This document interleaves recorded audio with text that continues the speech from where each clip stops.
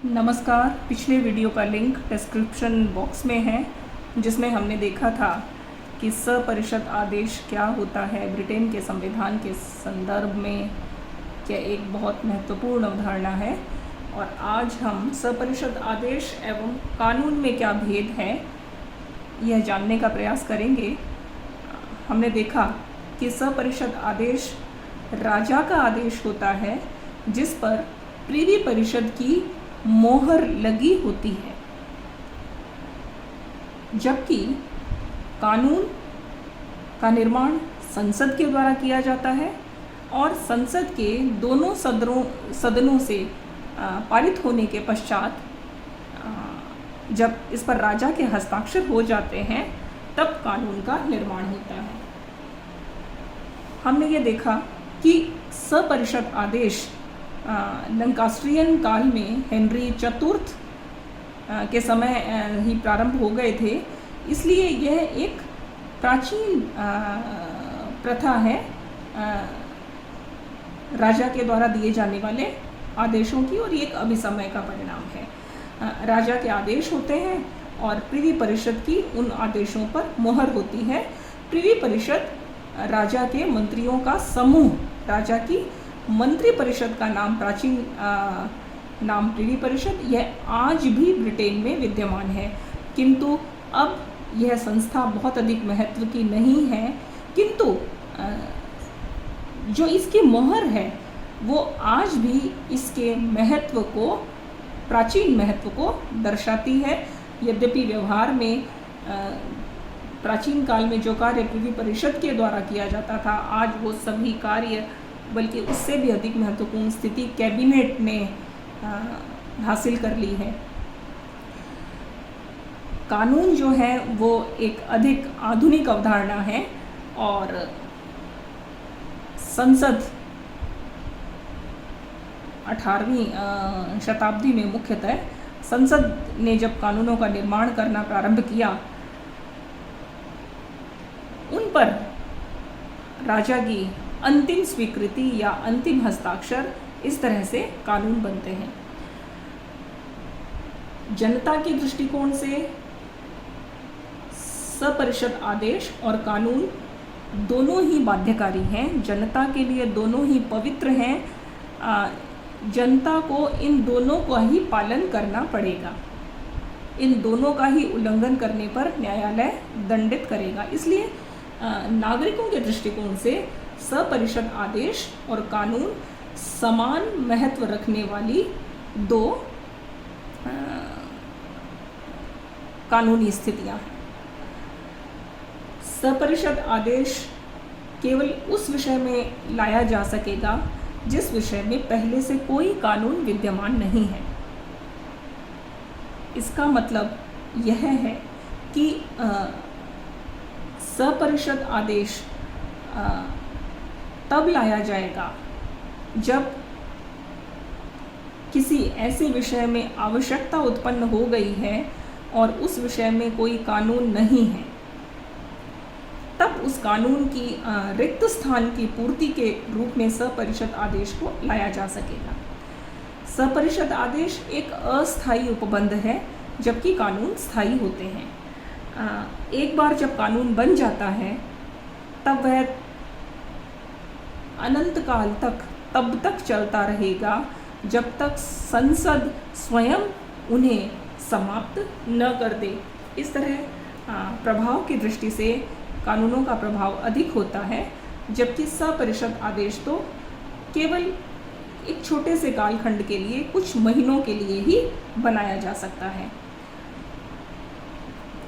जब सपरिषद आदेश लागू किया जाता है, उसके बाद जो संसद का पहला सत्र आयोजित किया जाएगा, उसमें आवश्यक रूप से सपरिषद आदेश को प्रस्तुत किया जाएगा। तब संसद या तो उस विषय पर कानून बना करके उस सपरिषद आदेश के स्वरूप को कानून के रूप में परिवर्तित कर देगी, या संसद उसे अस्वीकृत कर देगी और उसके बाद सपरिषद आदेश स्वतः ही समाप्त हो जाएगा। सपरिषद आदेश केवल उसी समय लाया जा सकता है जब संसद का सत्र नहीं चल रहा हो। इस प्रकार संसद के सत्रावसान की अवधि में ही सपरिषद आदेश आ सकते हैं। जिन दिनों में संसद के सत्र चल रहे होते हैं उन दिनों सपरिषद आदेश की कोई वैधानिकता नहीं रहेगी। सपरिषद आदेश के लागू रहने की अधिकतम समयावधि संसद के 2 सत्रों के बीच के काल की होती है। मान लिया संसद का के जो 2 अधिवेशन हैं वो वर्ष में 2 बार होते हैं, तो पहले अधिवेशन के समाप्त होने की तारीख और दूसरे अधिवेशन के प्रारंभ होने की तारीख, यह जो बीच का कालखंड है, सपरिषद आदेश केवल इसी कालखंड में लाया जा सकता है और इसी कालखंड तक लागू भी रह सकता है। इसके बाद यह अपना प्रभाव स्वतः खो देगा। प्रश्न उठता है कि सपरिषद आदेश आखिर महत्वपूर्ण क्यों है, जब पहले से ही कानूनी व्यवस्था करने वाली संसद यदि है तो फिर सपरिषद आदेशों की आवश्यकता क्यों है? यह एक बड़ा महत्वपूर्ण प्रश्न है और उसका उत्तर यह है कि जब संसद का सत्र नहीं चल रहा हो उन दिनों में, और यदि किसी विषय पर कोई कानून भी उपलब्ध न हो, न तो संसद का सत्र चल रहा है न ही उस विषय पर कोई कानून उपलब्ध है, उस विषय पर यदि किसी आदेश को लागू करने की तुरंत आवश्यकता हुई तो सरकार क्या करेगी? कानून तो है नहीं, संसद भी नहीं चल रही, उस समय सरकार का काम न रुके, उस परिस्थिति में एक टेम्परेरी प्रोविजन या एक तात्कालिक उपाय के रूप में सपरिषद आदेश जारी कर दिए जाते हैं ताकि राजनीतिक कार्यतंत्र में कोई भी विपरीत प्रभाव न पड़े। और जब इन आदेशों को लागू कर दिया जाता है, एक बार लागू होने के बाद जैसा कि हम देख चुके हैं, इनका प्रभाव बिल्कुल वैसा ही होता है जैसा कि कानून का होता है। यदि उत्पत्ति की दृष्टि से देखें तो सपरिषद आदेश अभिसमय का परिणाम है। हेनरी चतुर्थ ने यह परंपरा डाली थी कि उसने अपने आदेशों पर प्रति हस्ताक्षर जो है या प्रिवी परिषद की मोहर उसने लगवा दी थी। तो उसके बाद से यह परंपरा लगातार चल रही है और यह परंपरा संवैधानिक राजतंत्र के दृष्टिकोण से भी महत्वपूर्ण है, जिसका अर्थ यह है कि राजा अकेला निरंकुश तरीके से कोई आदेश नहीं देगा। राजा के आदेश उसके मंत्री समूह के द्वारा भी स्वीकृत होने चाहिए। यह संवैधानिक राजतंत्र की दिशा में बढ़ा एक महत्वपूर्ण कदम था। उत्पत्ति की दृष्टि से कानून संसद की इच्छा का परिणाम होता है। जब संसद का मन करे, जिस विषय पर कानून बनाने की संसद की इच्छा हो, उसी विषय पर संसद कानून बना देती है।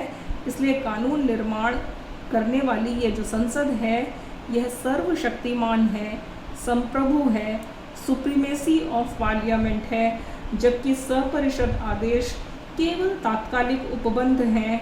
कानूनों के सम्मुख इनकी स्थिति बहुत ही नगण्य है, किंतु फिर भी स्मूथ फंक्शनिंग के लिए एक निर्बाध व्यवस्था को चलाने के लिए ब्रिटेन में सपरिषद आदेशों का उतना ही महत्वपूर्ण स्थान है। यहीं पर चलते चलते मैं आपको ये भी बता दूं कि ब्रिटेन में क्योंकि राजतंत्र है और ये जो व्यवस्था राजाओं के आदेश के कारण ही शुरू हुई थी, इसलिए उनको सपरिषद आदेश कहा गया।